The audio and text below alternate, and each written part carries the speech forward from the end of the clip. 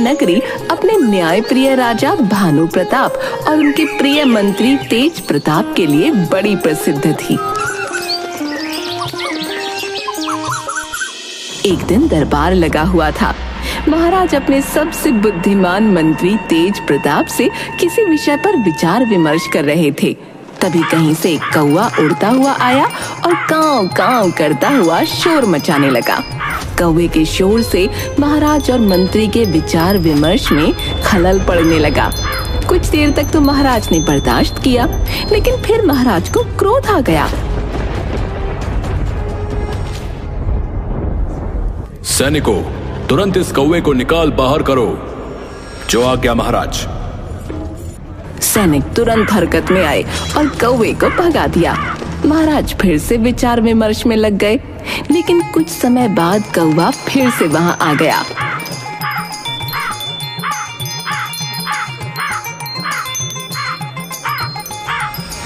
इस कौवे को जिंदा मत छोड़ो, अभी के अभी इसे मौत के घाट उतार दो।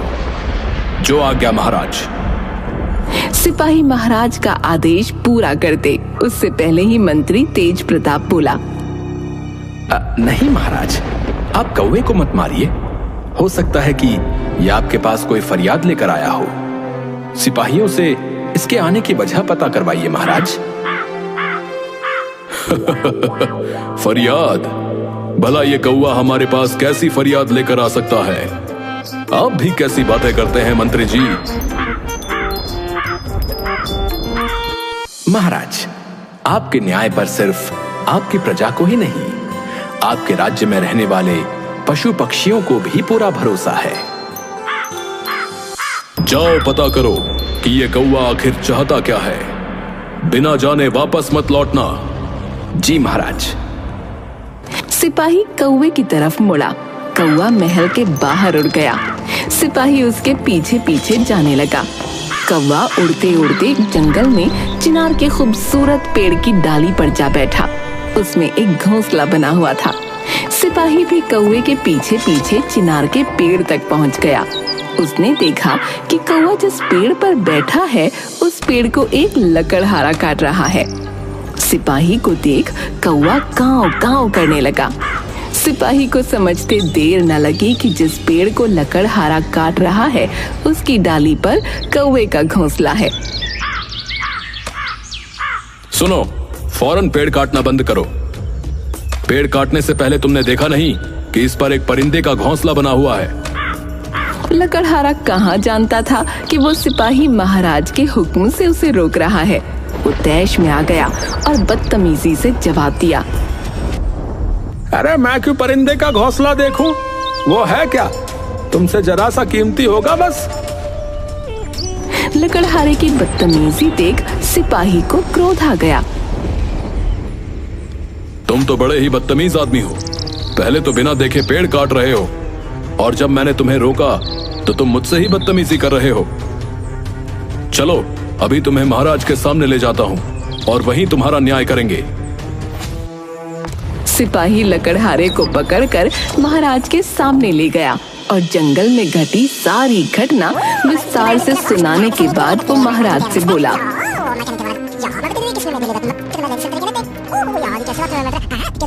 महाराज, ये लकड़हारा उस निर्दोष कौवे का घर उजाड़ रहा था। मैंने मना किया तो बदतमीजी करने लगा। ये सजा का हकदार है महाराज।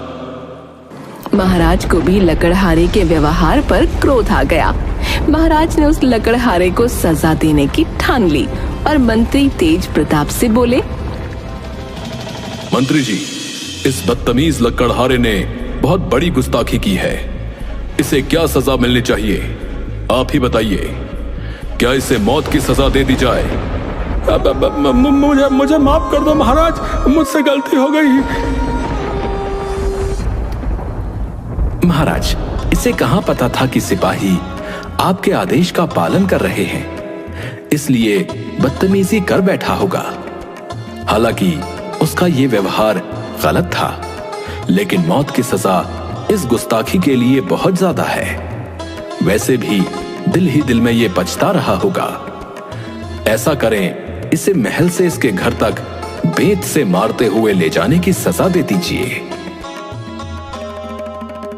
सिपाहियों, इस लकड़हारे को उसके घर तक बेंत से मारते हुए ले जाओ। यह सजा मौत की सजा जैसी सख्त तो नहीं है, लेकिन सबके सामने बेंत की मार सहते हुए उछल उछल कर घर तक पहुंचना बहुत ही शर्मनाक बात है। ये लकड़हारा आगे से ऐसा व्यवहार कभी किसी के साथ भी नहीं करेगा, और साथ ही साथ इसे देखकर हमारी प्रजा को भी इंसानों और पशुओं के प्रति अपने व्यवहार को मधुर रखने की सीख मिलेगी। इस सजा के बाद लकड़हारे ने अपना व्यवहार लोगों के प्रति बदल दिया और इसके साथ ही नगर के दूसरे लोगों को भी एक सीख मिल गई। दूसरी तरफ एक भिखारी भूख से तड़पने के कारण खाने के लिए कुछ मांग रहा था। भगवान के नाम पर मुझे कुछ दे दो बाबा, 3 दिनों से भूखा हूँ, एक दाना भी मुंह में नहीं डाला। जो कुछ भी रूखा सूखा मिल जाए वही दे दो, भगवान आपका भला करेगा। तभी एक व्यक्ति भिखारी को आवाज देता है, बाबा बाबा, इधर आओ, मेरे पास कुछ रोटियां हैं, तुम इन्हें ले लो।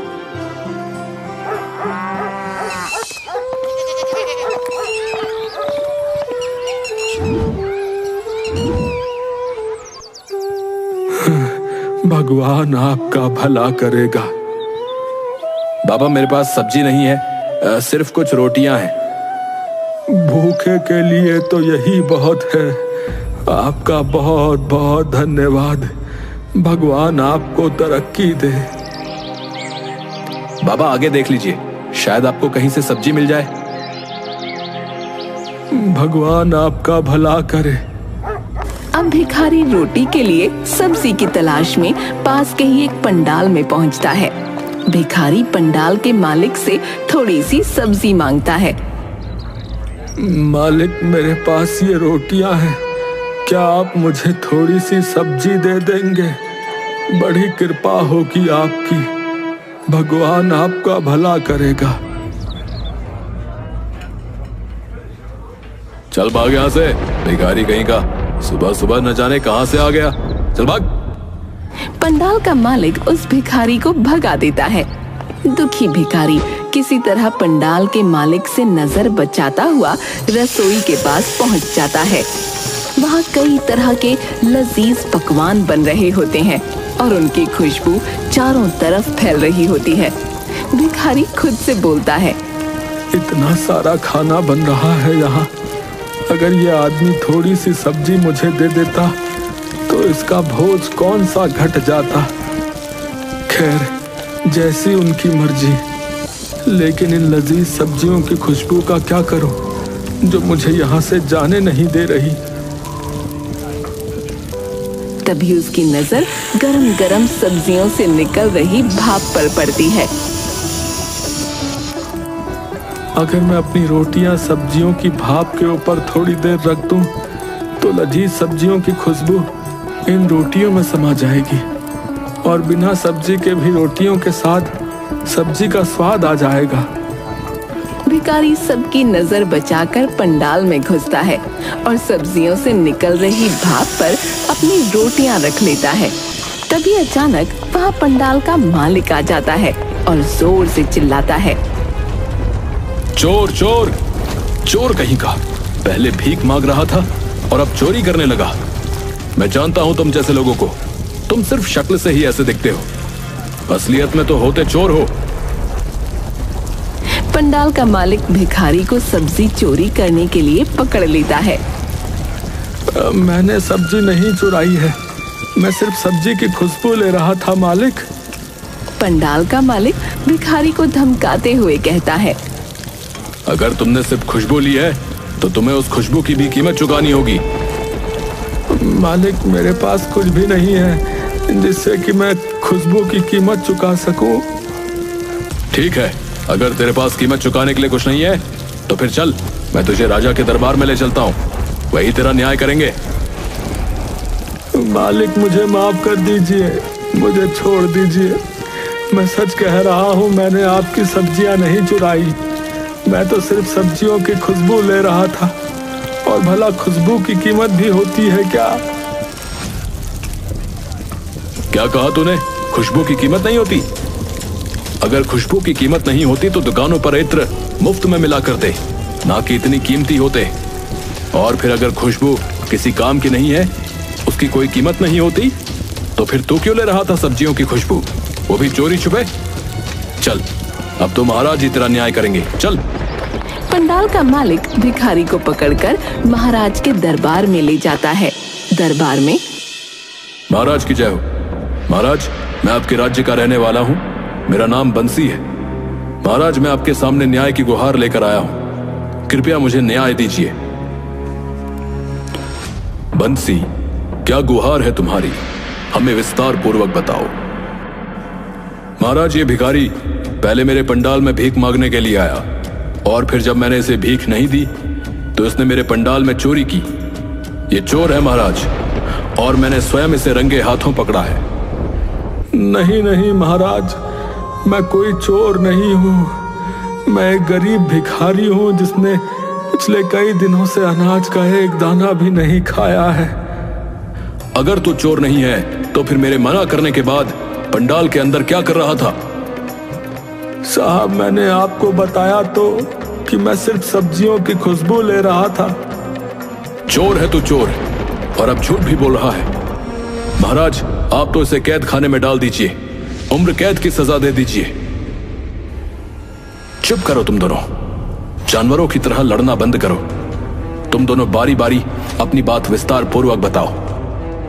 महाराज भानु प्रताप और मंत्री तेज प्रताप ने पंडाल के मालिक और भिखारी दोनों की ही बातों को बारी बारी से सुना, और बातें सुनने के बाद महाराज भानु प्रताप मंत्री तेज प्रताप की तरफ देखते हुए बोले, मंत्री जी, आप ही कोई सुझाव दीजिए। इस समस्या का क्या हल हो सकता है? क्योंकि यहां पर दोनों की ही बातें सही हैं। भिखारी ने जब सब्जी ही नहीं ली तो वो उसका मूल्य क्यों देगा? और बंसी के अनुसार उसका कथन भी सत्य है कि अगर खुशबू का मूल्य नहीं होता है तो इत्र का व्यापार क्यों किया जाता है? वो इतना बहुमूल्य क्यों होता है? जी महाराज, जैसी आपकी आज्ञा। वैसे बात तो दोनों की ही सत्य है, विषय बड़ा ही विचित्र है, परंतु जब ये आपके पास न्याय के लिए आए हैं तो न्याय भी जरूर मिलना चाहिए। तो आप ही बताइए मंत्री जी, क्या उपाय है इसका, और न्याय संगत क्या होगा? बंसी सही कह रहा है। अगर तुमने उसके खाने की खुशबू ली तो तुम्हें उसका मूल्य अवश्य देना चाहिए। क्षमा करें मंत्री जी, परंतु मेरे पास इनकी सब्जियों की खुशबू का मूल्य चुकाने के लिए कुछ भी नहीं है, और यदि मेरे पास कुछ होता तो मैं इनकी सब्जियों की खुशबू क्यों लेता भला? बात तो तुम्हारी सत्य है, परंतु मूल्य तो देना ही पड़ेगा। कुछ देर सोचकर मंत्री तेज प्रताप पंडाल के मालिक से बोले, तुम्हें अपनी सब्जियों की खुशबू के बदले उसका मूल्य चाहिए? जी हाँ मंत्री जी, मुझे मेरी सब्जियों की खुशबू के बदले उसका मूल्य चाहिए। ठीक है, तुम्हारी सब्जी की खुशबू की कीमत मैं स्वयं दूंगा। आपका बहुत बहुत शुक्रिया मंत्री जी। मुझे तो अपनी सब्जियों की खुशबू के मूल्य से मतलब है, चाहे जो भी दे। देखो, मैं तुम्हारी सब्जी की खुशबू की कीमत सिक्कों के खनक से अदा करूंगा। जी मंत्री जी, मुझे सिक्कों की खनक बहुत पसंद है। मंत्री तेज प्रताप अपनी जेब से कुछ सिक्के निकालते हैं और दोनों हाथों में लेकर उन्हें खनखनाने लगते हैं। फिर उन सिक्कों को दोबारा जेब में डाल लेते हैं। ये सब देखकर पंडाल का मालिक हैरान हो जाता है। वो मंत्री तेज प्रताप से कहता है, ये कैसा मूल्य दे रहे हैं आप? आपने तो सिक्के निकाले और उसकी आवाज करके वापस अपनी जेब में रख लिया। तुम्हारी सब्जी की खुशबू इस भिखारी ने ले ली थी, इसी वजह से मैंने तुम्हें सिक्कों की खनक सुनाई है। अगर इस भिखारी ने सब्जी ली होती तो तुम्हें कुछ सिक्के जरूर मिलते। मंत्री तेज प्रताप का जवाब सुनकर पंडाल का मालिक आंखें चुराते हुए वहां से चला जाता है। भिखारी भी महाराज और मंत्री की जय के नारे लगाते हुए खुशी खुशी अपने रास्ते निकल जाता है।